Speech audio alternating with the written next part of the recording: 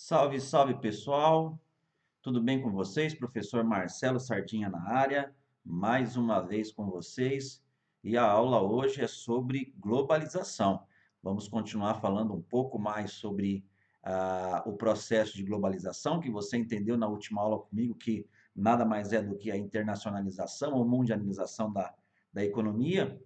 E hoje, especialmente, vamos falar sobre algum desses personagens que, vamos dizer assim, influencia e faz o processo de globalização acontecer, tudo bem? Nós vamos falar um pouquinho a respeito dos blocos econômicos regionais, tá? Então, a partir do momento em que você tem, vamos dizer assim, os blocos econômicos, os países se aglutinando em blocos econômicos, você tem o processo de globalização, né, acontecendo de uma maneira mais intrínseca, tá? Então, antes de mais nada, o que você tem que entender? Que os blocos econômicos, eles vão se estabelecer realizando tratados complexos que vão desde queda de taxas alfandegárias até a livre circulação de pessoas, capitais e serviços.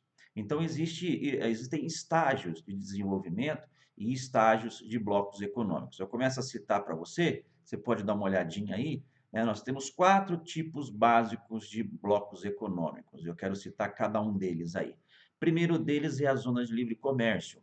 Zona de livre comércio. Então, os países que pertencem a esse tipo de bloco econômico, eles vão simplesmente eliminar ou diminuir as taxas alfandegárias para que possa ocorrer entre os países um fluxo intenso aí principalmente de produtos, tá? Então, zona de livre comércio, nós teríamos como exemplo o NAFTA, o Acordo de Livre Comércio do Atlântico Norte, onde nós temos os Estados Unidos, o Canadá e também o México. É um exemplo clássico de zona de livre comércio, ok? Segundo tipo de bloco econômico, o estágio dos blocos econômicos, nós temos a união aduaneira. O que significa ser uma união aduaneira? É muito parecido com uma zona de livre comércio. Porém, contudo, todavia, entretanto, existe uma taxa econômica em comum, que nós chamamos de TEC, que os países que pertencem a esse tipo de bloco econômico têm que praticar nas importações e exportações. Um exemplo desse tipo de bloco econômico, nós temos o Mercosul, que mesmo tendo o nome de Mercado Comum do Cone Sul, a sua estrutura é de uma união aduaneira, tá? Ainda não chegou num estágio de livre circulação de pessoas, capitais e serviços, ok? Aí nós temos um terceiro tipo de bloco econômico, que é o chamado mercado comum, né? Foi ali então a zona de livre comércio, temos a união aduaneira, né? E temos aí também o mercado comum, certo? Agora vamos falar um pouquinho sobre o mercado comum. Mercado comum, diferentemente de uma zona de livre comércio e uma união aduaneira, nós vamos encontrá-lo com uma característica um pouquinho mais refinada, onde a circulação não significaria somente produtos, mas aí, através de acordos, você tem livre circulação de pessoas, capitais e serviços.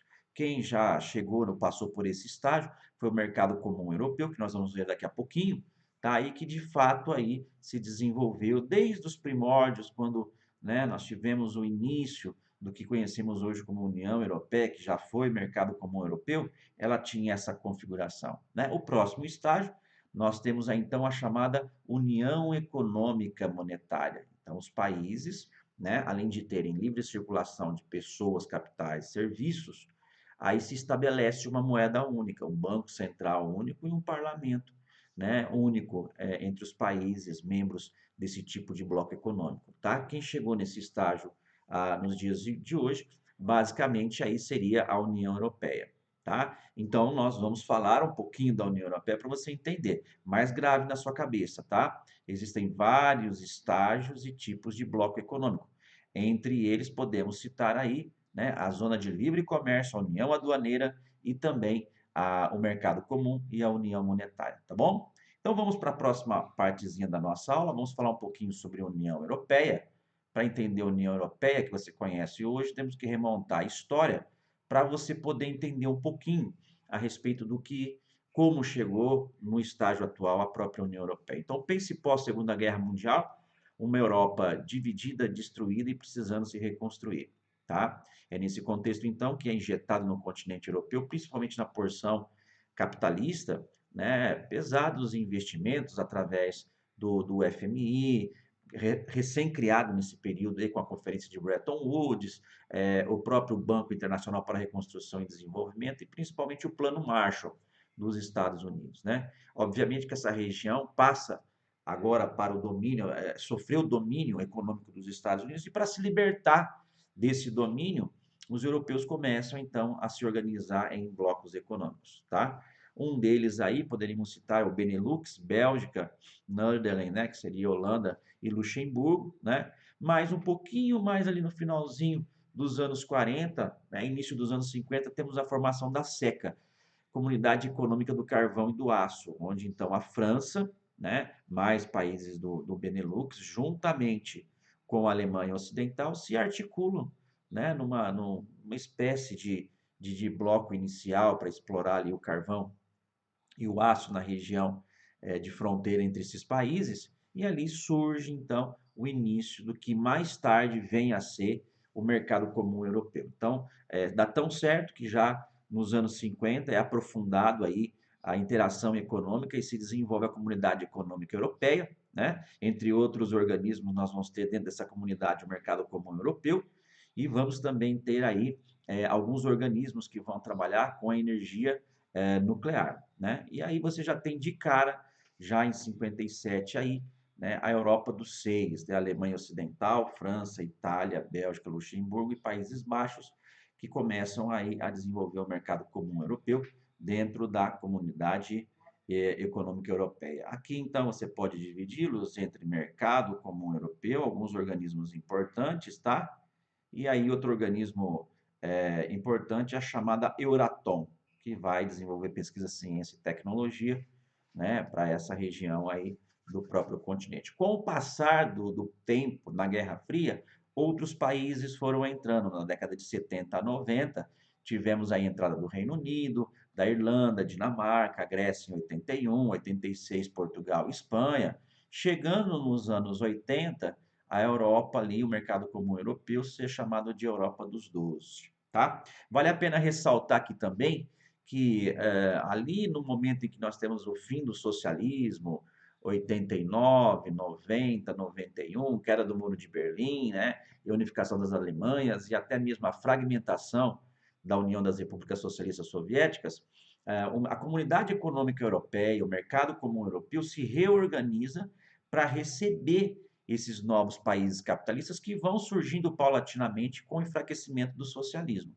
É aí então que eles vão se reunir, né, numa cidadezinha lá chamada Maastricht, né? E lá então eles acabam assinando esse tratado, então a Comunidade Econômica Europeia, o mercado comum europeu, passa a se chamar União Europeia, que aí o objetivo seria o próximo estágio que nós vimos ali, uma união monetária, com a criação de um Banco Central Europeu, né?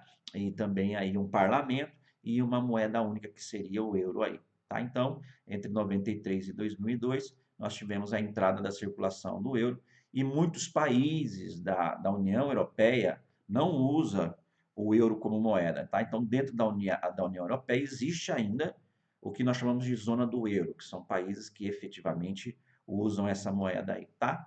Então, com o passar do tempo, né, pegando aí dos anos 90 até 2017, nós temos 28 países, né? Muitos desses países que vão entrando são países do leste europeu aqui, ó, tá? Todos eles vão entrando ao longo do período aí, sendo hoje um dos blocos mais importantes a nível de mundo, tá? Em processo de saída, né? Temos em 2016 um referendo sendo realizado lá no Reino Unido, é o chamado Brexit, em que a população, mais de 50% da população, acaba optando por sair do bloco econômico, tá? Então, temos candidatos também que querem entrar, como é o caso da Sérvia, Macedônia, Albânia e a Turquia.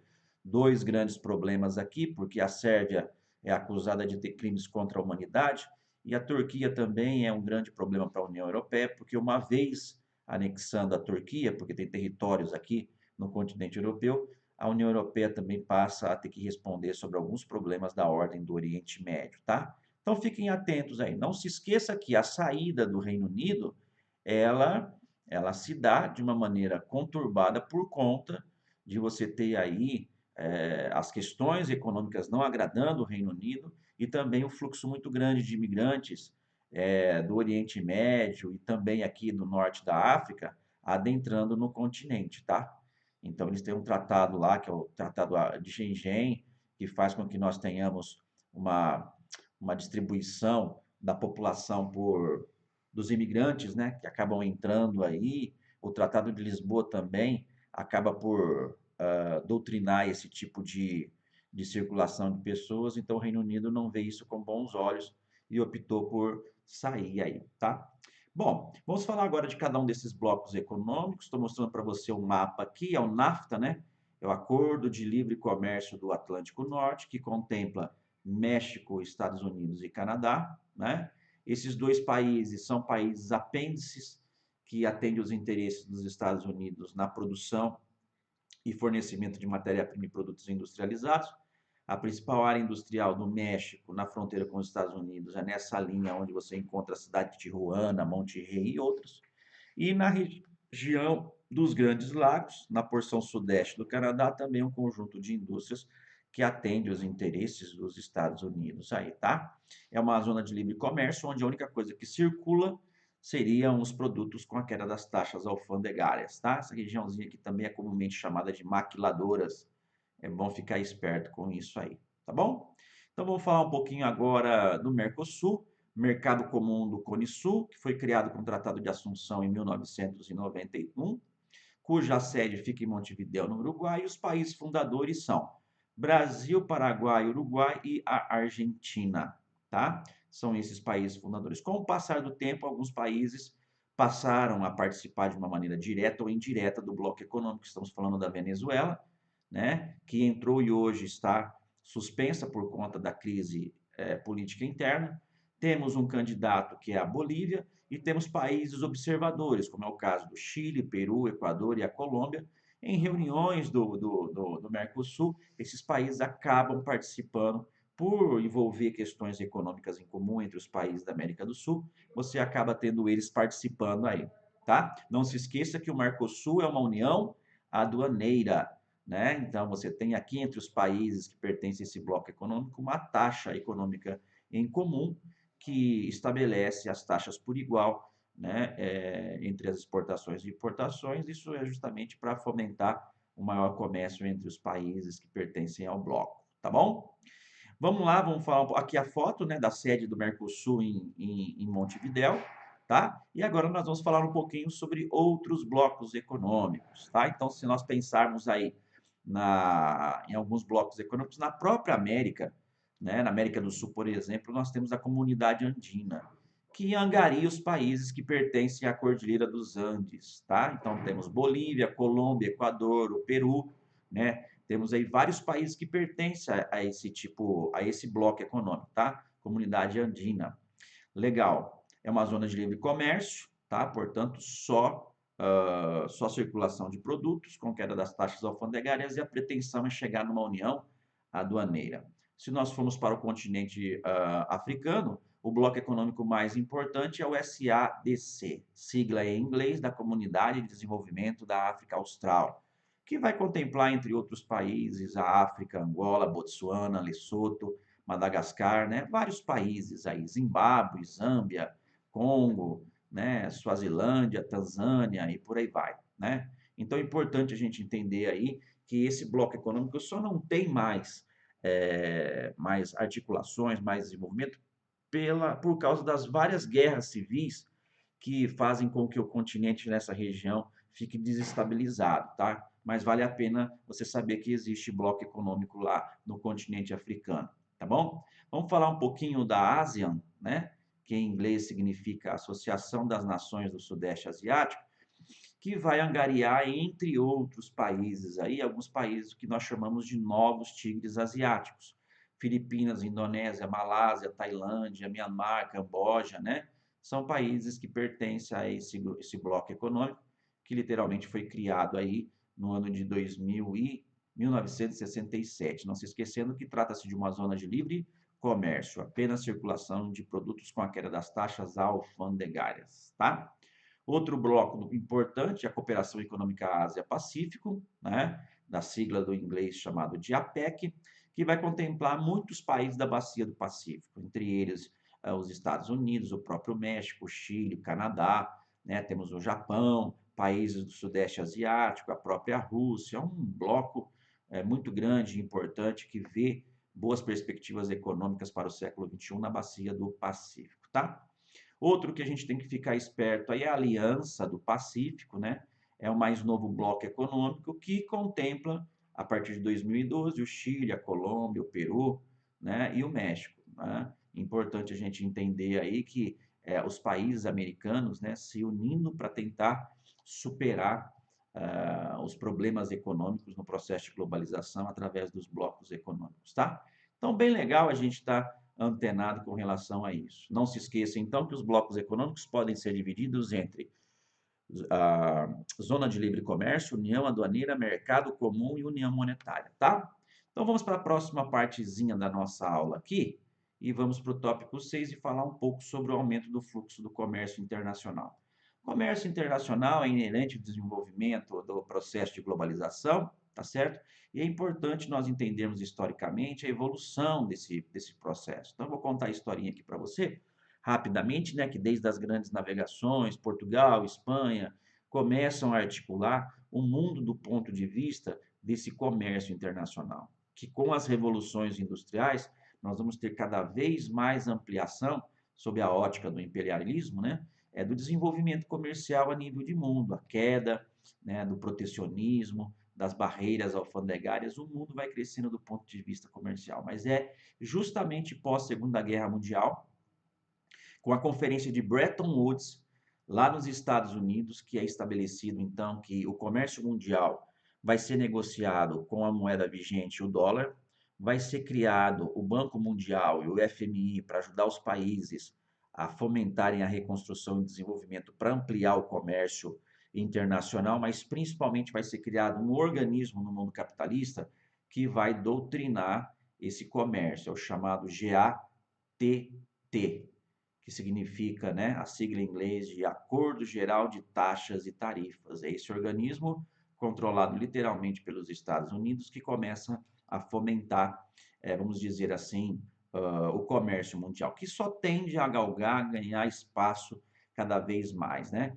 Isso tudo só foi possível porque nós tivemos aí a diminuição das restrições de protecionismo dos países com as suas barreiras alfandegárias, também o crescimento aí de alguns bens e serviços, né, de algumas potências emergentes, como é o caso da China, que vem competindo com os Estados Unidos do ponto de vista comercial, e principalmente o avanço no setor de transportes, né, ferrovias, aerovias, dutovias, rodovias, infovias, que fez com que nós tivéssemos um aumento desse comércio mundial. Obviamente que eu já disse para você, né, que isso tudo só aconteceu porque nós temos organizações que fomentam isso. Entre elas, o FMI, podemos citar também a OMC.